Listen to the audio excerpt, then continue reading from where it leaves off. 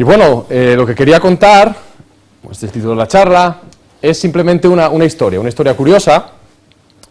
Y la historia comienza en París, en 1900, en el Congreso Internacional de Matemáticos, y en la famosa lista de Hilbert, este señor de aquí, en la que en aquel entonces hizo una lista de 23 problemas, con la idea de que el intentar resolver esos 23 problemas llevara, o liderara, digamos, las direcciones que las matemáticas deberían seguir en el siglo XX.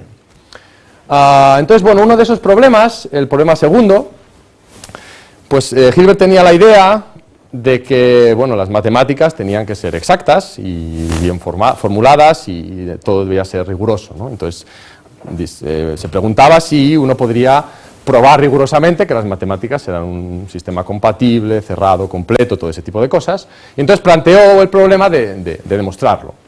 Es decir, si de verdad las matemáticas se podían reducir a un número finito de axiomas y a partir de ahí, pues todo se podría probar o refutar. Y en 1931, Gödel, con sus teoremas de incompletitud, demostró que no, que eso es imposible.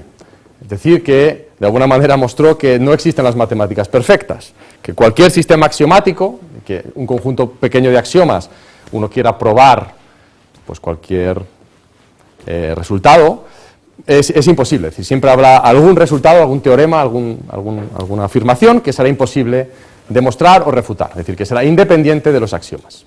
Y eso es independiente de qué axiomas pongas. Podemos poner los que hay ahora, Zermelo, Frenkel, con la hipótesis del axioma de elección, lo que queráis, añadir, no pasa nada, siempre habrá algo que no se pueda probar ni refutar. Simultáneamente, algo parecido se demostró a nivel de ciencias de la computación, donde lo importante, cuando uno tiene un ordenador, lo que uno quiere es diseñar un algoritmo. Un algoritmo no es más que una serie de pasos que hay que hacer para resolver un problema. ¿Vale? Pues si queremos sumar dos números de 3 cifras, pues sumo la primera con la primera, me llevo tantas, etcétera, etcétera, etcétera, ¿no? Como ahora están mis hijos aprendiendo en el colegio. Y es un algoritmo, unos pasos que si uno los sigue, pues acabas haciendo lo que hay que hacer. Y eso uno lo puede programar y el ordenador lo hace. Entonces hay una pregunta similar y es si cualquier problema lo puede resolver un algoritmo. ¿Vale? Donde no nos preocupamos cómo de eficiente es. El algoritmo puede durar muchísimo, pero la cosa es si hay un algoritmo que yo puedo escribir y que si dejo al ordenador el tiempo que necesite, la edad del universo, da igual, al final acaba resolviéndolo. Y entonces Turing probó que no, que existen familias de problemas para las que no hay algoritmos. ¿Vale? Y es importante recalcar que no es que no hay un algoritmo eficiente, ¿vale? Es que ni siquiera se puede escribir el algoritmo, ¿vale? No es una cuestión de cuánto tiempo tarde en converger, sino que no se puede ni siquiera programar.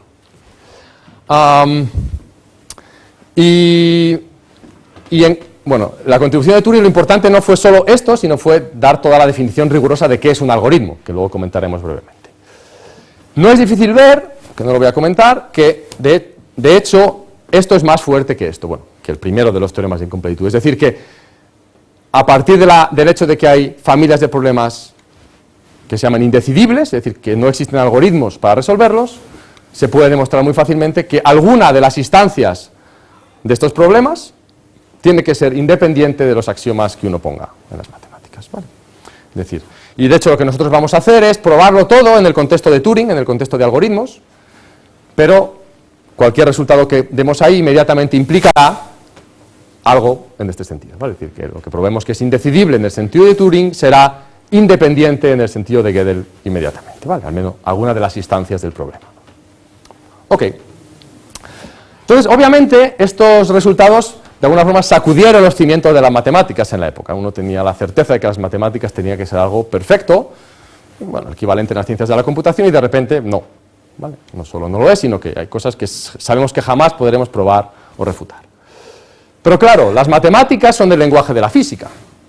Cualquier proceso físico al final tiene unas ecuaciones detrás que se modelan con las matemáticas. Entonces la pregunta es, bueno, pues, ¿cuáles son las implicaciones, por tanto, de estos resultados en la física? O, digamos, en los modelos de la física. ¿Vale? Es decir, los experimentos son los experimentos y dan los resultados que dan. Pero luego hay modelos que se modelan con matemáticas. Entonces, ¿qué implica esto en los modelos que tenemos de la física? Entonces, bueno, obviamente es una pregunta natural y muchos autores pues, lo han explorado a lo largo de la historia, sobre todo en los años 80, principios de los 90, ahora hay un pequeño revival, pero, y bueno, pues una serie de autores, pero de alguna forma los problemas considerados eran muy artificiales, es decir, bueno, sé lo que es indecidible, y voy a masajearlo un poco para que parezca físico, ¿vale? Pero no era un problema, digamos, que ya estaba ahí. Y de hecho, en un artículo en Nature, hablando de este tipo de cosas, Charlie Bennett, este señor de aquí, que es, bueno, uno de los padres de la teoría de la computación y en particular de la información cuántica, fue el que diseñó o propuso el primer protocolo de criptografía cuántica junto con Brassard, y de hecho le dieron el premio Wolf en física el año pasado, pues comentaba que ha habido sorprendentemente pocas aplicaciones de estas nociones de indivisibilidad, esto es en los años 90, en el contexto de la física, ¿vale? Entonces, bueno, la pregunta es, bueno, ¿qué problemas podemos explorar para intentar ver si hay algo indecidible ahí o no? Y entonces tenemos que volver a Hilbert y al problema 6.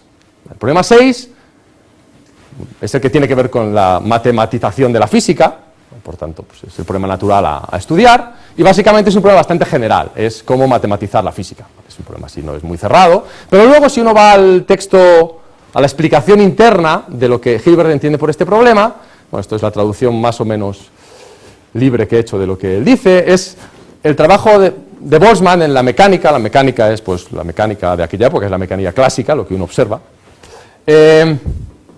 sugiere desarrollar el problema, formalizar matemáticamente de forma rigurosa una visión como atomista de la física, es decir, los materiales están formados por átomos. Si uno fuera capaz de escribir precisamente, de forma exacta, cómo los átomos interactúan entre sí, en principio eso es toda la información del sistema, pues la idea sería cómo pasar rigurosamente de eso a las leyes del movimiento del continuo, ¿vale? De forma que al final uno pudiera restringir todas las leyes que tenemos de cómo se mueven las cosas a una descripción atómica, ¿vale? Evidentemente la forma en la que tenía él pensado, o Boltzmann, este tipo de cosas no tiene que ver con la física cuántica, eso vino de alguna forma después, pero nosotros sabemos hoy en día que la forma buena de describir el nivel atómico es la mecánica cuántica, o sea que, de alguna manera. Por tanto, digamos, el problema 6 sugiere cómo lograr, a partir de una descripción microscópica, atómica, lograr obtener las propiedades macroscópicas, observables, generales, de cómo funciona la materia, ¿vale? De forma matemáticamente rigurosa. ¿Ok? Y ya en el año 72, Phil Anderson, el premio Nobel, postuló que de hecho podría haber un problema con esta implicación, ¿vale? En un artículo muy famoso en Science, que se llama More is Different, y que básicamente dice que es posible que haya distintas escalas, a las que si uno entiende lo que pasa en una escala, eso en principio no va a darte ninguna información de lo que pasa a otra escala distinta. Y bueno, eso es un poco lo que nosotros hemos, digamos, formalizado rigurosamente, y digamos nuestra contribución, si queréis llevaros a casa solo una transparencia, pues es esta. Es decir, que ambos problemas, el de la completitud de las matemáticas y el de la axiomatización de la física, se unen en la mecánica cuántica. Y nuestro resultado, que luego daré de forma mucho más formal, es que básicamente, dada la descripción de la interacción microscópica en un sistema cuántico, de muchos cuerpos, es decir, cuando hay muchos átomos, aun cuando esa descripción sea perfecta, sin error, algunas de las propiedades de las principales cantidades macroscópicas que uno quiere observar, pues el decaimiento de correlaciones o el gap espectral, que tiene que ver con el comportamiento de si el sistema es aislante o es conductor, cosas de ese tipo, son indecidibles en el sentido de Gödel y de Turing. ¿Vale? Es decir, que es imposible hacer de forma general un paso matemático que a partir de la descripción exacta de las interacciones me permita, en todos los casos, concluir el comportamiento macroscópico. Y bueno, esto es como la parte negativa, en el sentido de que siempre habrá algo que no podamos hacer, pero tiene una parte positiva, siempre está bien ver el lado bueno de las cosas, es que predice un nuevo efecto bastante exótico, que, bueno, le hemos dado un nombre, que es transiciones de fase mediadas por el tamaño del sistema. Bueno, el que sea, luego explicaré lo que es, ¿vale? Pero que al final es una consecuencia inmediata del hecho de que ese problema es indecidible. ¿Okay? Bueno, pues esto es un poco la introducción así breve, y ahora vamos a meternos poco a poco en harina. Bueno, entonces, para meternos en harina tengo que hacer un pequeño curso de mecánica cuántica, seguramente muy imperfecto, pero bueno, vamos allá. Y aquí, bueno, no me ha quedado más remedio que empezar a hablar de cosas un poco más matemáticas. Para los muy no matemáticos de la audiencia, pues empiezo a pedir disculpas ya. Bueno, entonces estamos interesados en, suponemos que las partículas van a alinearse en un retículo, ¿vale? Pasa pues en en metales y cosas así, y el retículo pues va a ser unidimensional, es decir, un filamento muy finito, o una cosa dos-dimensional, así plano, o tres-dimensional, un cubo, como queráis. Pero vamos a centrarnos en el caso unidimensional, porque es el caso más difícil. Vale, fijaos que queremos probar que algo es imposible. Cuanto más fácil es el sistema, más difícil es probar que algo es imposible. Y de hecho, es trivial probar que si vemos que algo es indecidible aquí, inmediatamente el mismo problema va a ser indecidible aquí, en 3 dimensiones y en 4, etc. ¿Vale? Entonces vamos a hacerlo en el caso más sencillo, y porque va a ser el resultado más fuerte. Bueno, entonces, cada partícula, vamos a asociar un espacio, eso es mecánica cuántica, de Hilbert, y vamos a suponer que es finito dimensional, como pasa, por ejemplo, en el magnetismo cuántico, ¿vale? El spin. Un espacio finito dimensional asociado a cada partícula, ¿vale? Y eso básicamente pues es de dimensiones, de grados de libertad, asociados a cada partícula, y entonces la mecánica cuántica nos dice que el espacio total del sistema no es más que el producto tensorial de los espacios de cada una de las partículas, ¿vale? Y por tanto, las dimensiones en el producto tensorial se multiplican, esto es equivalente o isomorfo a, bueno, C es los números complejos de dimensión d a la n. Entonces, bueno, varias cosas. Lo primero es que a la mecánica cuántica hacen falta números complejos, no queda otra. Lo segundo es que las dimensiones crecen de forma rapidísima con el número de partículas, y eso hace que los problemas de mecánica cuántica sean en general intratables. Vale, si uno quiere resolver problemas que tienen que ver con una cadena de n espines, al final uno va a tener que hacer álgebra lineal, eso es fácil, matrices, vectores, pero en un espacio de dimensión exponencialmente grande. Entonces, básicamente, ni siquiera vas a poder escribir tu matriz en el ordenador, menos aún diagonalizarla o lo que quieras hacer. Entonces, es un problema de dimensionalidad. Y eso hace que la mecánica cuántica sea difícil y tengamos bastante riqueza. Bueno, como digo, nos quedamos en una dimensión para simplificar. Entonces, las partículas básicamente interactúan, o sea, la fuerza con la que las partículas interactúan entre sí decae con la distancia. Entonces, el caso más sencillo es suponer que las partículas interactúan solo con lo que se llama los próximos vecinos, es decir, esta partícula va a interactuar solo con esta y con esta, ¿vale? Los resultados que voy a contar valen si hay un cierto decaimiento, pero bueno, vamos a suponer el caso más sencillo, que es que cada una interactúa solo con la de las próximas vecinas.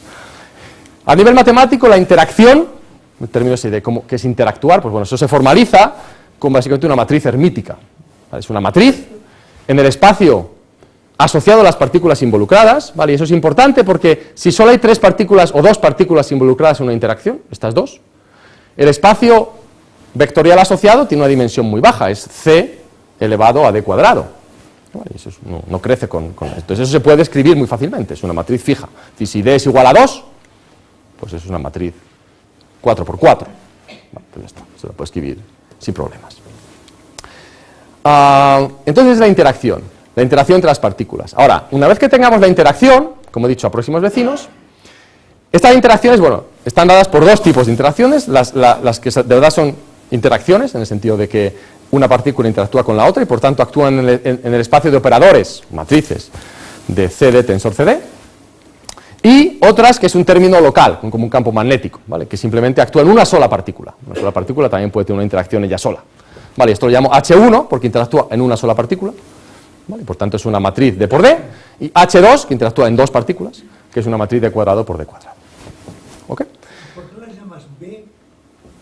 De operadores acotados, aunque da igual porque aquí todo es acotado, ¿no? Es ya de formación profesional de notación, ¿vale? Si no, y de hecho no tendrían por qué estar acotados en realidad. Si fuera infinito dimensional, lo normal es que no esté acotado, pero bueno, matrices, operadores lineales, ¿vale? Bueno, entonces el hamiltoniano del sistema asociado a estas interacciones, en realidad depende del número de partículas que tengo. Es decir, cuando tengo, lo que hago es, la forma en que las partículas interactúan entre sí es independiente de la posición de la partícula en la línea, es decir, salvo tal vez efectos de borde que voy a ignorar. Si yo tengo una línea, pues estas 2 partículas van a actuar entre sí igual que estas 2. ¿Vale? Es decir, las partículas no saben dónde están en la línea y por tanto interactúan de forma uniforme. Eso quiere decir que estos 2 términos me describen la interacción global del sistema a todas las escalas de tamaño. Es decir, para cualquier n, que es mi tamaño de mi sistema, lo que hago es sumar las interacciones entre todos los pares de partículas vecinos. ¿Vale? Ahora, el hamiltoniano del sistema es una matriz hermítica en el espacio total del sistema. Por tanto, tiene que actuar con las dimensiones adecuadas. Entonces, lo que uno hace es completa con la identidad en el resto de los espacios de Hilbert, ¿vale? De forma que ahora esto de aquí, cuando pongo resto, es todas las partículas menos la i y la i más 1, y aquí, cuando pongo resto, es todas las partículas menos la i. Y ahora esto sí que es un operador que actúa en el espacio de Hilbert del sistema, esto también, y lo que hago es sumar el mismo operador donde cambio las posiciones donde actúan. ¿De acuerdo? Y esto es el hamiltoniano del sistema. Para evitar tener que escribir tensor identidad resto todo el rato, normalmente eso se ignora, pero eso es simplemente un abuso de notación. Cuando yo escribo estas sumas de aquí, esta h de aquí, la estoy siempre asumiendo tensorizada con la identidad. Simplemente no lo escribo, ¿vale? Pero siempre está asumido. Vale, y esto, como digo, es un operador en el espacio de Hilbert del sistema que tiene una dimensión enorme. Es decir, esto es una matriz exponencialmente grande, enorme. Lo que pasa es que la puedo describir a partir de dos matrices muy pequeñas, simplemente, ¿vale? Simplemente con estas sumas, ¿de acuerdo? Bueno, pues eso se llama el hamiltoniano del sistema, y este hamiltoniano es el que básicamente gobierna todo lo que le pasa al sistema. Eso es lo que vamos a ver ahora en nuestro minicurso de mecánica cuántica. Bueno, lo primero, los vectores del espacio de Hilbert del sistema se llaman estados. Bueno, los vectores siempre los asumimos normalizados. Y estado quiere decir, ¿por qué se llama estado? Porque es algo que codifica todas las propiedades del sistema. Si yo tengo el estado del sistema y yo quiero saber algo sobre él, pues no pasa nada, es algo que tengo que hacer a ese vector lo que me dará la información que yo requiero. Es decir, ese vector codifica todo lo que yo quiera saber. Por ejemplo, y el hamiltoniano, de alguna forma, me da la energía. Entonces aquí en esta fórmula se ve como un vector de este estado me dice qué energía tiene. Es decir, si yo tengo un vector, es decir, un estado de mi sistema y quiero saber cuál es su energía, pues lo que hago es, bueno, el V lo veo como vector columna, V traspuesta, bueno, traspuesto conjugado en realidad, vector fila, y esto de aquí pues me da un número. Bueno, pues es la energía media del sistema, si el sistema está en el estado V. Y aquí ya se ve la interpretación física de H. El hamiltoniano es el observable energía. El hamiltoniano lo que me dice es cuál es la energía que tiene el sistema. Vale, por tanto, los autovalores de H son los niveles de energía del sistema. Vale, pues está. H me da cuáles son los niveles de energía. Y como H es una matriz, aunque muy grande, pero matriz, pues los autovalores son discretos. Y por tanto los niveles de energía, pues una cantidad finita de posibilidades, ¿vale? Que son los niveles que puede tener el sistema. Bueno, ahora, de entre todos estos niveles de energía, hay uno que es especialmente importante, que es el menor de todos, ¿vale? Que básicamente si yo cojo mi sistema y lo enfrío a tope, o sea, temperatura cero absoluta, pues al final el sistema tendrá energía la menor posible, por tanto la energía que tendrá será la energía fundamental, se llama, que es el menor autovalor. Y el autovector asociado, el autoestado asociado, se llama estado fundamental. ¿Vale? Esta es la energía fundamental y su autovector es el estado fundamental. Vale, ese es el estado en el que está mi sistema si lo enfrío. Los autoestados son estables en el tiempo, y eso es porque el hamiltoniano no solo es el observador de energía, sino que me dice cómo evoluciona el sistema en el tiempo. Hay una ecuación, que es la ecuación de Schrödinger, tan fácil como esta, que nos dice cómo, si yo tengo un cierto estado, cómo evoluciona en el tiempo. ¿Vale? Y nuevamente, el operador, matriz en este caso, que me dice la evolución, es el hamiltoniano, H. Vale. El siguiente concepto es el de excitación elemental, que es el siguiente valor de energía, es decir, la energía más baja es la energía fundamental, y su estado asociado es el estado fundamental. Pues la siguiente energía se llama la energía, bueno, la primera excitación, y el autoestado pues se llama excitación elemental. Y el gap espectral, que es de lo que va toda esta charla, o buena parte de ella, es la diferencia de energía entre la energía más baja y la siguiente. Vale, esto se puede interpretar como cuánta energía tengo que darle al sistema, si supongo que ya está al cero absoluto, digamos, para cambiar sus propiedades, para excitarlo y cambiar su estado. ¿Vale? Entonces, en principio, cuanto más grande es este gap, pues más energía tengo que dar al sistema y por tanto el estado fundamental está más protegido energéticamente. ¿Vale? Ok.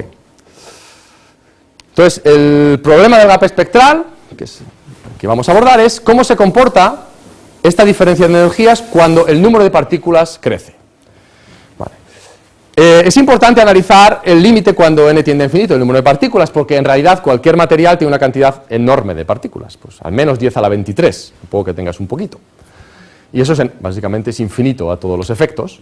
Entonces, a nivel matemático, la formalización de cómo se comportan los materiales a nivel macroscópico es equivalente a tomar lo que se llama el límite termodinámico, que es el límite cuando n tiende a infinito. Por tanto, todas estas cantidades que dependen de n nos van a interesar cuando n tiende a infinito. Vale.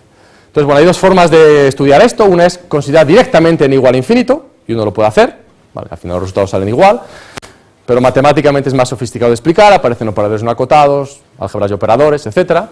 O simplemente trabajar a un n finito, donde todos son matrices, vectores, cosas digamos que... y considerar, dar estimaciones buenas de cuál es el comportamiento asintótico en n. ¿Vale? Y se puede probar que si uno tiene un conocimiento, tiene el otro y viceversa. Son dos formas de ver el mismo problema. Entonces, la pregunta que queremos saber es si el sistema tiene gap. Y eso quiere decir que esta diferencia de energías no se hace arbitrariamente pequeña. Si yo tengo una diferencia de energías y empiezo a poner más partículas, pueden pasar dos cosas. Que esa diferencia se mantenga así o que se vaya haciendo cada vez más pequeña. Bueno, si se mantiene acotada, ¿vale? Siempre acotada por algo, se dice que el sistema tiene gap. Y si se va haciendo arbitrariamente pequeña, se dice que no lo tiene. ¿Vale? Esa es un poco la filosofía. Entonces, cuando preguntamos si el sistema tiene gap, lo que queremos decir es que hay una constante, o sea, podemos acotar uniformemente todos estos gaps espectrales que dependen de n, independientemente de n, ¿vale? Uniformemente en n. ¿De acuerdo? Y ese es el problema matemático concreto que vamos a abordar. ¿Por qué este problema es interesante? ¿De dónde viene? Bueno, pues básicamente aparece en muchos sitios, pero seguramente la motivación principal es que es lo que está detrás de lo que se llaman las fases cuánticas de la materia, ¿vale? Cuando la temperatura del sistema está alta, básicamente los efectos cuánticos no se aprecian, y la física es física clásica, que está regida por la temperatura, y al cambiar la temperatura uno tiene transiciones de fase, pues de las que vemos todos los días en la cocina. El agua, si la enfría se convierte en hielo, si la calienta se convierte en gas, y eso lo haces cambiando la temperatura o la presión. Claro, si ya estás a temperatura cero, que es donde tienes que estar, o muy cerca de cero, si quieres observar efectos cuánticos, ya no puedes cambiar la temperatura, entonces tienes que cambiar otras cosas. Entonces puedes cambiar las interacciones del sistema, puedes cambiar pues, el valor del campo magnético que tienes, por ejemplo, o lo que sea, o meter un láser que cambia la forma en la que las partículas interactúan, lo que sea, ¿vale? Pero tienes que mantener la temperatura cero. Entonces ahora lo que rige el cambio de fase es la ausencia o la presencia de gap. Cuando hay un gap espectral, uno está en una misma fase. Por ejemplo, esta es una fase ferromagnética. Todos los espines de los electrones están apuntando en la misma dirección, ¿vale? Y eso es que el sistema pues, es ferromagnético. Entonces, aquí, si yo tengo un gap espectral y yo perturbo ligeramente mi sistema, cambio un poquito las interacciones, como tengo un gap, pues al perturbar un poquito, por teoría de perturbaciones, hay que tener mucho cuidado con lo que estoy diciendo, pero bueno, pues el gap será un poquito más pequeño, pero no cambiarán mucho las cosas. ¿Vale? Sin embargo, si no tengo gap, es decir, estoy por ejemplo en esta línea, pues tengo estados que son muy distintos entre sí, pero que energéticamente están muy cerca. Es decir, no me cuesta nada de energía pasar de uno a otro. Entonces, con una pequeña perturbación de mi sistema puedo cambiar totalmente sus propiedades. Entonces, básicamente, cuando estoy en un sitio en el que hay gap, estoy en una fase, y para pasar a una fase distinta, por ejemplo esto, ¿vale? Que es una fase desordenada o antiferromagnética, bueno, lo que sea, tengo que cerrar el gap espectral. Tengo que pasar por un sitio en el que no hay gap espectral, que es lo que se llama una transición de fase. ¿Vale? Por tanto, el gap espectral define, matemáticamente, de hecho define de forma rigurosa matemáticamente, las nociones de fase cuántica, transición de fase, diagrama de fase, todas esas cosas, que es el equivalente cuántico de pues, las fases de la materia, de líquido, sólido, gas, etcétera, que aprendimos todos en el cole. ¿Okay? Y por eso es importante, ¿vale? Porque de alguna forma es lo que define rigurosamente esas nociones. Muy bien, pues vamos a la indecibilidad, ¿vale? Ese es el objeto y ahora queremos probar que es indecidible, ¿vale? Entonces, bueno, hay dos papers. En el primero lo hicimos en 2 dimensiones y hay como 3 versiones en función un poco del nivel técnico que uno quiera. Está la demostración matemática completa, ¿vale? Que es muy técnica y bueno, son casi 150 páginas que se puede encontrar aquí en el online. Luego hay una versión corta con algunas partes solo de la demostración y las ideas del resto, ¿vale? Que se publicó en Nature, y hay una versión divulgativa, como decía Fernando, que es la portada de Scientific American del mes pasado. Y muy recientemente, o sea, hace un mes más o menos, pues logramos acabar la demostración de que también el mismo resultado es cierto en una dimensión, ¿vale? Que, bueno, si uno no es experto, igual ve que parece que no es tan grande el paso, pasar de 2 a una dimensión, pero es enorme, porque en realidad la física de una dimensión se considera entendida totalmente, porque hay algoritmos que para cualquier tamaño del sistema te resuelven todo lo que quieras, ¿vale? Uno muy famoso que se llama el DMRG, Density Matrix Normalization Group, que para cualquier tamaño finito te da toda la información que quieres, ¿vale? Y está demostrado rigurosamente que eso de hecho converge en tiempo polinomial y todo lo que uno quiera. Entonces, bueno, parecía que el problema estaba resuelto, pero no, es más sofisticado de lo que parece, porque lo que nosotros vamos a probar es que de acuerdo a cualquier tamaño uno puede resolverlo, pero la información de resolverlo a un tamaño dado a priori no te da ninguna información de lo que va a pasar en el tamaño siguiente, y menos aún en el límite n teniendo a infinito. Entonces mostraremos que hay ejemplos en los que a todos los tamaños uno está totalmente seguro de lo que pasa, es decir, de que justo ese tamaño, el estado fundamental es producto, es clásico, no hay nada cuántico en él, hay un gap espectral constante, es decir, que parece que todo está bien protegido, y sin embargo puede ocurrir, es indecidible, que en algún momento eso cambie y las propiedades en el límite sean totalmente distintas. Y eso implica que hay ejemplos en los que esa transición ocurre a cualquier tamaño. Es decir, hay ejemplos en los que la transición ocurre a 1000 partículas, otro a 10 a la 20, otro a la 10 a la 100.000, otro a la 10 a la 1.000.000. ¿Vale? A cualquier tamaño hay un ejemplo en el que parece que dices, bueno, pues si a todos los tamaños desde el 1 y 10 a la 1.000.000, obviamente es imposible de hacer, pero bueno, me da lo mismo, digo, jolín, pues el infinito va a ser igual. Pues no, hay ejemplos en los que en el 10 a la 1.000.000 más 1 las propiedades cambian. Vale, eso es un poco lo que vamos a probar. Bueno, entonces informalmente el resultado es el siguiente, luego daré el teorema formal. Hay un problema y vamos a probar que el problema es indecidible. Indecidible en el sentido de Turing, es decir, que no hay ningún algoritmo para resolverlo. Insisto, no un algoritmo rápido o lento, no hay ningún algoritmo de la velocidad que sea. Y si quiero un algoritmo que necesito una entrada, un input, y me da una salida, un output, ¿no? Quiero multiplicar los números, pues la entrada son los dos números y la salida es su producto. Está.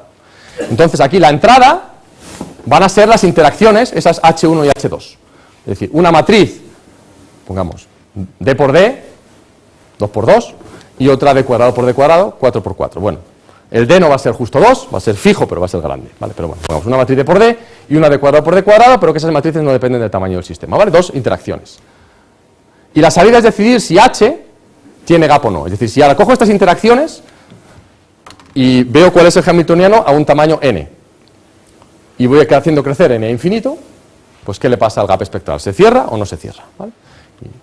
Y la salida es decir cuál de las dos cosas pasa, si se cierra o no se cierra, ¿vale? Y el problema es que esto, no hay ningún algoritmo que haga esto. Además, el resultado es más fuerte porque lo hacemos incluso con una promesa. Es decir, ahora yo doy dos interacciones y las elijo de una subfamilia muy especial, ¿vale? Es decir, pues yo prometo que si el sistema tiene gap, tiene todo el gap que uno pueda tener, en el sentido de que el gap es más grande que el máximo de las normas de las interacciones. La norma de la interacción se llama la fuerza de la interacción, ¿vale? Entonces, esto es lo más grande que puede ser el gap, y entonces, bueno, o este orden de magnitud, pongamos, entonces el gap es al menos eso, ¿no? Es decir, que es tan grande como puede ser. Si las normalizo las interacciones para que tengan norma 1, pues el gap es 1. El estado fundamental es único, ¿vale? Es decir, solo hay un estado fundamental. Y es clásico, es producto, ¿vale? Es, digamos, el all spins up, los spins todos para arriba, ¿vale? Es decir, cuando tiene gap es lo más sencillo posible. Y cuando no tiene, no es que digamos, dos cosas se cierren, es que el espectro pasa a ser continuo. Es decir, que no solo, digamos, la energía primera se va acercando a esta, es que el espectro, es decir, todos los niveles de energía se van haciendo densos en la recta real, ¿vale? No hay ningún solo gap espectral en todo el espectro, ¿vale? Al tomar n infinito, el espectro converge a toda la recta real. Es decir, es lo menos gap que se puede ser, ¿vale? Bueno, pues entonces, incluso con la promesa de que H1 y H2 o verifican esto, sigue siendo indecidible el problema, ¿vale? Y más aún, incluso cuando las interacciones son una perturbación arbitrariamente pequeña de una interacción clásica. Si ahora voy a la física clásica, que aquí básicamente es que las interacciones se diagonalizan simultáneamente en una base producto, ¿vale? Es decir, es una forma de entender el sistema que es puramente clásica. Pues una perturbación cuántica, eso sí, arbitrariamente pequeña de una interacción clásica, también es indecidible en el mismo sentido. ¿Vale? Es decir, que incluso esto ocurre a perturbaciones cuánticas arbitrariamente pequeñas de física clásica.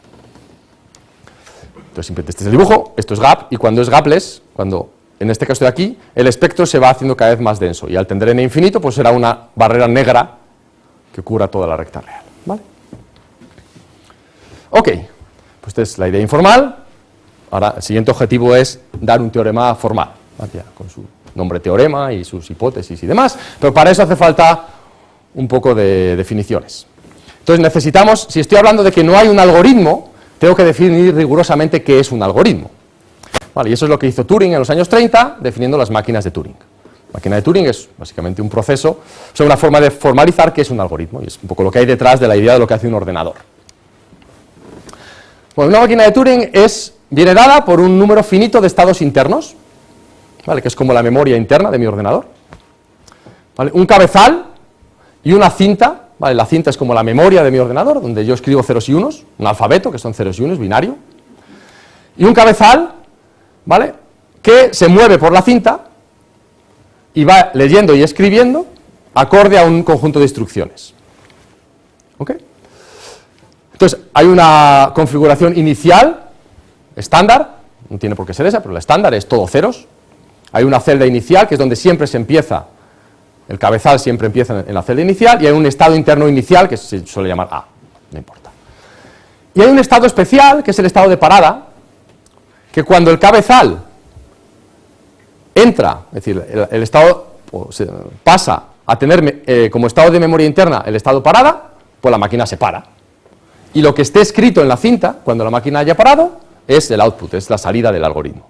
¿Vale? Es decir, si yo quiero multiplicar números, pues puedo hacerlo de muchas maneras. Una es codificar los números en los estados internos, otra es no inicializarlo aquí, sino escribir en la cinta los números que quiero multiplicar como entrada, y dar instrucciones aquí de que vas recorriendo los números, y vas sumando, y cuando has acabado, la instrucción siguiente es para, y lo que hay aquí escrito pues es la suma, y ya está, ¿de acuerdo? Entonces, esa es la idea. Entonces vamos a hacer un ejemplito pequeño para que veáis cómo funciona. Entonces, las instrucciones, ¿qué son? Pues las instrucciones lo que me tiene que decir es, si el cabezal está leyendo un cierto número, es decir, si está encima del 0, quiere decir que lee el 0. El 0 es un elemento de S, luego lee algo. Y tiene un cierto estado interno que está en Q. Entonces la máquina me tiene que decir, y esa es la instrucción, me tiene que decir, ante esa situación, ¿qué hay que hacer? Y lo que hay que hacer es escribir algo aquí. Por tanto, eso es un elemento de S, y me dice que escribo aquí. Tiene que cambiar el estado interno a otro estado interno, o dejarlo como está, pero tiene que decir a qué estado interno va, y eso es un elemento de Q. Y luego tiene que decir mover el cabezal, a la derecha o a la izquierda. ¿Vale? También puedo decir derecha, izquierda o quedarte quieto, las dos cosas valen, ¿vale? Pero vamos a poner solo derecha, izquierda, left and right, derecha, izquierda, ¿vale? Y ya está. Si doy el conjunto posible de todas, o sea, de qué hacer ante todas las situaciones posibles, y como el número de estados internos es finito, el alfabeto es finito, pues hay un conjunto finito de cosas que tengo que especificar aquí. Con ese conjunto finito de cosas, pues dejo que la máquina empiece a evolucionar. Entonces, por ejemplo, si tengo esta máquina, yo voy a mi conjunto de instrucciones y tengo que ver qué tengo que hacer en la situación A0. Entonces, por ejemplo, pues en este caso, imaginémonos que la instrucción que me da la máquina es C1R. Bueno, CR1, ¿vale? Que está cambiado el orden. Bueno, entonces, ¿qué es lo que tengo que hacer? Pues aquí escribir un 1. ¿Vale? El estado interno pasa a ser el C, y muevo la máquina a la derecha. ¿Vale? Luego, a tiempo 1, la configuración de mi máquina de Turing es esta de aquí. La cinta está escrita así, el cabezal está en esta posición, y el estado interno del cabezal es C. ¿Vale? Es decir, toda esa información es lo que se llama la configuración de la máquina de Turing a un tiempo dado. Ahora estoy leyendo un 0 y estoy en estado interno C. Pues voy a mi conjunto de instrucciones y tengo que ver cuál es la instrucción en el caso C0. Supongamos que lo que me dice es B1L. Pues este 0 lo tengo que escribir con un 1, el estado interno tiene que ser B y la muevo a la izquierda. Y la configuración a tiempo 2, pues esta de aquí. Y así sigo hasta que en lo que esté leyendo y con el estado interno, aquí me aparezca como estado el H, el estado halt, el estado parada. Y en ese momento, la máquina para. ¿Ok? Ya está. Así es como funciona, ¿vale? Es sencillo. Muy bien. Entonces, lo primero que hay que darse cuenta es que el número de máquinas de Turing es numerable. ¿Vale? Simplemente porque esto es un conjunto finito, pero arbitrariamente grande de estados. Ya está. Entonces, es numerable. Y el problema de la parada, el problema del halting problem, es básicamente dado una máquina de Turing y dado una entrada, por ejemplo, un número n que escribo en binario, siempre escribo al revés, el 1101 es el 1101, pues quiero saber si al inicializar la máquina de Turing en este número, en algún momento la máquina parará. Vale, la máquina puede no parar nunca, ¿no? Imaginemos que la instrucción es, haz un bucle infinito, ¿vale? Es decir, pásate del 0 al 1, del 1 al 0, y así infinitamente, pues eso no para nunca. O sea, hay máquinas que paran y máquinas que no paran. Y la pregunta es, quiero saber si la máquina parará. No cuál es el output, o sea, la salida, sino simplemente si en algún momento parará. Vale, eso es lo que se llama el problema de la parada. Y en general, bueno, el problema de la parada es dar una máquina de Turing y saber si para en la configuración usual, cuando n es 0, es decir, cuando, ¿vale? en la configuración ceros. Y Turing probó que ese problema es indecidible, ¿vale? Es decir, que no existe ningún algoritmo que pueda resolver ese problema. Y ahora eso qué quiere decir, es un poco recursiva la cosa. Que no existe ningún algoritmo quiere decir que no existe ninguna máquina de Turing, que es la definición formal de algoritmo, que si el input de la máquina de Turing es otra máquina de Turing, la máquina que quiero saber si parará o no parará, que la puedo codificar por un número natural, porque hay una cantidad numerable, decide si esa máquina para o no para. ¿Vale? Ese es el problema de la parada, ¿vale? Es decir, informalmente, ¿existe un algoritmo que, si me da la descripción de un programa, me puede decir si ese programa parará o no parará? Y la pregunta, no, ese algoritmo no existe, ya está. ¿De acuerdo? Bueno, en el mismo artículo, Turing, que es del 37, en realidad no del 36, Turing probó que hay una máquina especial, bueno, muchas en realidad, que se llama universal. Vamos a elegir una de ellas, hay un montón, pues elegimos una, que básicamente se llama universal porque simula cualquier otra máquina de Turing. Es decir, si yo cojo la máquina universal y empiezo en un número n, el comportamiento de esa máquina es el mismo que el de la máquina de Turing que tiene número n, si la empiezo en 0. Es decir, hay una máquina que simula todas las otras posibles máquinas de Turing, y esa se llama universal. Y hay un montón encontráis descripciones en Wikipedia, o sea, no es nada sofisticado, ¿vale?, de máquinas de Turing universales. Pero entonces, claro, a partir de aquí es muy fácil, junto con este resultado, tener el siguiente corolario. Es indecidible saber si la máquina de Turing universal para o no en la entrada n. Es decir, el problema de la parada para la máquina de Turing universal es indecidible, ¿vale?, donde ahora la entrada es un número natural cualquiera. Y esto es importante porque esto es lo que nuestro problema se va a reducir a este. Vamos a encontrar un hamiltoniano, unas interacciones que van a tener gap o no en función de lo que le pasa a la máquina de Turing universal en un cierto input n, que estará codificado en las interacciones, ese input n en las interacciones de alguna manera codificado, hay que tener cuidado ahora explicar los detalles de las interacciones, ¿vale? Esa es un poco la idea. Entonces vamos a la versión formal. Para los matemáticos yo creo que a veces es más fácil entender la versión formal que la informal. Entonces, bueno, lo primero, tenemos un número natural en binario y asociado a este número natural tenemos un número racional, que es básicamente lo mismo, pero con 0, ¿vale? Poner los dígitos en la parte fraccionaria, ¿vale?, pero también en binario. Y luego, es una cosa técnica, le cambio el orden, ¿vale? O sea, en vez de 1 a n, de n a 1, ¿vale? O sea, n es el número de bits, ¿vale?, simplemente el tamaño, ¿vale? Y esto lo llamo phi, ¿vale? Phi es lo mismo que n, simplemente interpretado de otra manera. Entonces tengo que dar dos interacciones, y las interacciones tienen que depender de n, ¿vale? Porque tengo que dar una familia de interacciones, que si esa familia de interacciones se las doy a mi algoritmo, ese algoritmo no va a poder decir si las cosas tienen gap o no tienen gap, ¿vale? Entonces las interacciones, tengo que dar una interacción a una sola partícula y a dos partículas. Entonces las interacciones son universales, es decir, A1, A2, A3, B1, B2, B3, B4, B5, y esto es el hermítico conjugado. Esas no tienen dependencia en n, ¿vale? Esas damos explícitamente matrices A1, A2, A3, B1, B2, B3, B4, B5, las damos explícitamente, y esas matrices tienen esta propiedad, que si ahora, entonces, estas son las interacciones, y recuerdo que mi hamiltoniano a tamaño n grande, que es el tamaño del sistema, n mayúscula, es simplemente sumar estas interacciones en todas las posiciones posibles. ¿Vale? La interacción es la misma, solo la cambio de posición. ¿Vale? Ese es mi hamiltoniano. Y la única dependencia en n de las interacciones es en coeficientes, es digamos en lo que se llama la coupling constant, la constante de acoplamiento. ¿Vale? Y hay dependencias que son raras, ¿vale? Es 2 a la menos el número de bits de n, aquí es e a la i pi por phi, esto es una fase y phi es este número de aquí, y esto es e a la i pi 2 a la menos el número de bits de n, ¿vale? Son raras, pero dependen de n, de esa manera, y son esos números concretos, y es la única dependencia que hay en n, ¿vale? Es decir, el resto es universal, la dependencia solo es en la constante. A1 y B1 son interacciones clásicas, no hay nada cuántico en ellas. Y beta es un número tan pequeño como yo quiera. Por tanto, estas interacciones son perturbaciones cuánticas arbitrariamente pequeñas de una interacción clásica. Entonces, lo que hacemos es construimos explícitamente matrices A y BJ, tales que para todo racional beta entre 0 y 1, para cualquiera, si defino estas interacciones, tienen norma menor o igual que 1, ¿vale? La fuerza de la interacción es como mucho 1, y el hamiltoniano que he definido se va a comportar, su espectro, acorde a cómo se comporta la máquina de Turing universal en n. ¿Vale? Es decir, tendrá gap mayor o igual que 1, estado fundamental, pero en ground state es estado fundamental único y producto para todo n, si la máquina de Turing universal no para en la entrada n.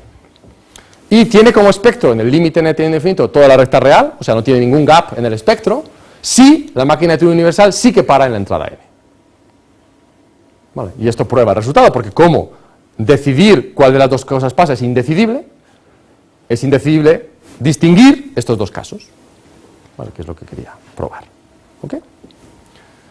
Y este es el teorema tal cual que probamos explícitamente. ¿Vale?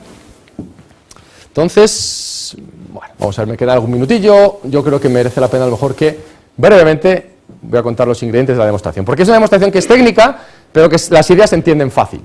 Entonces yo creo que merece la pena que pierda 5 minutos en eso, para que veáis que detrás hay ideas que son muy naturales. A lo mejor las cuentas pueden ser un poco tediosas, pero las ideas no son ideas muy sofisticadas tampoco, ¿vale? Entonces, necesito 4 ingredientes, ¿vale? Fijaos que quiero reducirme a lo que le pasa a la máquina de Turing universal en la entrada n, por tanto tengo que lograr escribir n en mi cinta. Vale, n está codificado en el hamiltoniano, n está codificado aquí, aquí, aquí. Vale, yo tengo que tener algo que me permita escribir n en una cinta. Entonces, la clave, este es el ingrediente cuántico, puramente cuántico de la demostración. ¿Vale? Parece absurdo que escribir n en una cinta necesites que sea cuántico, pero justo hace falta que sea cuántico. ¿Vale? Porque necesito construir para cada número natural n una máquina cuántica de Turing. Una máquina cuántica de Turing es lo que matematiza rigurosamente la noción de algoritmo cuántico. Es que para hablar de eso sí que necesitaría mucho más tiempo. Entonces imaginaos, es lo mismo que he contado para la máquina clásica de Turing, pero donde las cosas pueden ser y no ser a la vez y ese tipo de cosas, ¿vale? Que funcionan como la mecánica cuántica, ¿vale? Pero parecido. Y el punto es esto, de tamaño independiente de n. Necesito que el número de estados internos no dependa de n. Y esa es la clave. Y eso es imposible hacerlo de forma clásica. Necesito que, si inicializo mi máquina de Turing de una determinada manera, es decir, con muchos unos, muchos más que el número de bits de n, la salida sea siempre n. Es decir, sea capaz de escribir n siempre que inicialice con suficientes unos. No importa cuántos más, ¿vale? En cuanto me pase el número de bits de n y siga poniendo unos, da igual, siempre saco n. ¿Vale? Y eso haciendo con una máquina que es independiente del tamaño de n. Es muy fácil ver que eso es imposible hacerlo a nivel clásico, simplemente por la información que hay que codificar. Y la idea clave es que hay un algoritmo cuántico muy famoso, que es el que está detrás de todos los algoritmos cuánticos más famosos, el algoritmo de Shor, el algoritmo de Grover, que son, digamos, los que han hecho la mecánica, o sea, la computación cuántica famosa, que se llama el algoritmo de estimación de fase, que al final es hacer detrás unas transformadas de Fourier. Y el algoritmo de estimación de fase lo que nos dice es que si tengo una matriz 2×2, esta matriz, ¿vale? Que es un 1, un 0, un 0, y aquí un número complejo, ¿vale? E a la i por 2 por pi por alfa. Esto es una matriz unitaria. Las evoluciones en física cuántica son operadores unitarios, entonces a mí me dan una caja negra que me dice, esta caja negra actúa de esta manera, ¿vale? Y yo le puedo poner láseres y cosas ahí a mi caja, pero no puedo abrirla y ver cuál es alfa. Y tengo que poder estimar alfa usando esta caja negra como una evolución cuántica. Esa es la idea. Entonces eso se puede hacer y se llama el algoritmo de estimación de fase. Y eso es lo que hay detrás, porque el alfa este va a ser el n, el phi que quiero escribir. Esto es de alguna forma algo que le doy a mi máquina cuántica de Turing, y aquí acabo escribiendo alfa, que es n. ¿Vale? Esa es un poco la idea. ¿vale? Cuánticamente sí se puede hacer. Y esa es, digamos, la parte cuántica de la construcción. Pero esto solo habla de máquinas de Turing, cuánticas o clásicas, no habla de hamiltonianos ni nada por el estilo. Entonces lo siguiente que tengo que hacer es construir un hamiltoniano cuyo espectro dependa de alguna manera de lo que le pase a la máquina de Turing universal en el input n. Y entonces aquí es donde empieza también la mecánica cuántica a jugar un papel. En mecánica cuántica está el principio de superposición, o del gato de Schrödinger, que está vivo y muerto a la vez. Entonces puedo tener estados, configuraciones, y puedo tener la suma de todas ellas. O sea, y entonces la idea es construir un estado que es como el gato de Schrödinger, que está vivo y muerto a la vez, pero con todas las configuraciones de una máquina de Turing. Es decir, el estado está a la vez en la configuración de la máquina de Turing a tiempo 1, y a la vez a tiempo 2, y a la vez a tiempo 3, y a la vez a tiempo 4, y a la vez a tiempo 5, ¿vale? Y así hasta todo el tiempo que quiera correr, ¿vale? Eso se llama el estado historia, ¿vale? Que es la suma a todos los tiempos menores o iguales que el tiempo que quiera esperar, de e a la t, que es el vector que se llama reloj, que es una base ortonormal, ¿vale? Simplemente es para que las cosas funcionen bien, y vt es la configuración de la máquina de Turing cuántica a tiempo t, básicamente. Y entonces hay una serie de trabajos muy importantes, empezando en Feynman y acabando en uno muy reciente de Gottesman-Irani, que prueban que hay un hamiltoniano local, un hamiltoniano a próximos vecinos, cuyo estado fundamental es básicamente este, o este codificado de alguna manera. Es decir, que hay un hamiltoniano que me codifica en su estado fundamental la evolución de una máquina de Turing. Y eso ya va acercando el problema a lo que queremos. Entonces, ¿qué hacemos ahora? Bueno, pues ahora decimos, bueno, pues voy a poner el hamiltoniano en las interacciones es dar energía o quitar energía. Entonces voy a penalizar energéticamente si mi máquina de Turing entra en el estado parada. Entonces, si aquí dentro está el estado parada, pues habrá una penalización que será básicamente 1 sobre el número de elementos que hay aquí. Es decir, añadiendo una interacción que penalice el estado parada, la energía de mi sistema será 0 si la máquina no para en t pasos, y t va a ser 2 a la n, y la energía será 1 partido por t si sí lo hace. Entonces ya tengo algo energético que depende de cómo funciona la máquina de Turing a tiempo n. Pero lo que tengo es un poco miserable, porque la única diferencia que tengo es 1 sobre t, y t es exponencial en n. Entonces, y más aún, si yo quiero tomar el límite cuando n tiende a infinito, cuando n tiende a infinito esto tiende a 0 rapidísimo, y no soy capaz de distinguir las dos cosas. ¿Vale? Entonces lo siguiente que tengo que hacer es amplificar el problema. Entonces tengo que amplificar la diferencia espectral entre los dos casos. Y lo que voy a hacer, bueno, en 2 dimensiones, voy a pasar un poco rápido para avanzar, voy a dar una dimensión. Vale, en una dimensión, lo que hacemos, básicamente, es, logramos codificar en el estado fundamental una estructura muy especial, que es una estructura periódica, ¿vale? O sea, azul, blanco, blanco, blanco, azul, blanco, blanco, blanco, azul, ¿vale? Está. Pero el problema es que el periodo es el tiempo de parada de la máquina de Turing. ¿Vale? Y eso parece imposible a priori, porque yo no puedo codificar una cantidad que es incomputable en unas interacciones que estoy construyendo explícitamente, sino una contradicción como interna. Pero de hecho sí se puede, ¿vale? Es bastante técnico, pero se puede diseñar unas interacciones cuyo estado fundamental tenga esta estructura, ¿vale? Y esa es la clave, porque ahora lo que hago es corro mi máquina de Turing en cada uno de estos intervalos. Entonces ahora ya esta diferencia de energía que tenía antes, bueno, ese 1 sobre t se amplifica. Aquí tengo un 1 sobre t, aquí tengo otro, aquí tengo otro, aquí tengo otro. Entonces tengo 1 sobre t multiplicado por básicamente el tamaño del sistema. Entonces la diferencia de energías ahora no solo se amplifica, sino es que la diferencia crece a infinito. O sea, la energía fundamental, que es esta de aquí, en el caso de la parada y en el caso de la parada, divergen. ¿Vale? Esa es la clave. Porque ahora cuando tengo estas diferencias de energías, en función de lo que pasa a la máquina de Turing, pues puedo hacer un truco, que es decir, bueno, cojo un hamiltoniano, el que me da a mí la gana, que tenga espectro continuo. Y cojo un hamiltoniano trivial que tenga un espectro así tan tonto como este. Y modifico mis interacciones, las masajeo, para que este siempre se pegue al estado más bajo. Y este simplemente se mueva, o sea, hago un shift y se mueva. De forma que al hacer eso haga pic y tenga esto. Vale. Y por tanto, ahora la energía de mi sistema es, en el caso de que no haya parada, tengo un espectro continuo, entero, todo verde, y en el caso de que si hay parada, tengo un ground state único de un hamiltoniano trivial, clásico, un gap, y luego lo que sea, me da igual, no importa. Vale. Y ya está, ese es un poco cómo funciona. Entonces, ya, un minuto para acabar, que me he ido sobre tiempo. ¿Cuál es la implicación más importante? La implicación positiva. Vale, es el hecho de que hay sistemas muy raros, que es como el que he comentado antes, que de alguna manera, si yo tengo un número de partículas y miro su espectro, pues tengo el estado fundamental, es un estado producto, y tengo un gap 1 ahí. Empiezo a añadir partículas y eso no cambia. Vale, es decir, obviamente el número de valores en el espectro aumentará porque el tamaño de la matriz es más grande, pero todos los demás valores espectrales aparecerán por aquí arriba, pero seguiré con mi estado fundamental el mismo, pero con más copias, y el mismo gap, y así. Hasta que llega un momento en el que la máquina de Turing para. El problema es que no sé si ese momento va a llegar o no va a llegar. Si ese momento no llega, porque la máquina no para, esto va a seguir siendo igual hasta el infinito. Si la máquina en algún momento para, el espectro cambia completamente y empieza a juntarse alrededor de todas partes, de hecho, y al seguir aumentando el número de partículas, cada vez se va haciendo más denso, más denso, más denso hasta el final. El problema es que no sé si esto va a pasar o no. Y no se puede saber porque es indecidible. Vale, por tanto, tengo sistemas que incluso aunque los pueda resolver a todos los n's, es imposible saber qué va a pasar al siguiente n, o sea, al n más 1. Y por tanto no puedo inferir el comportamiento termodinámico, el comportamiento en el límite, solo a partir de lo que pasa a distintos tamaños finitos.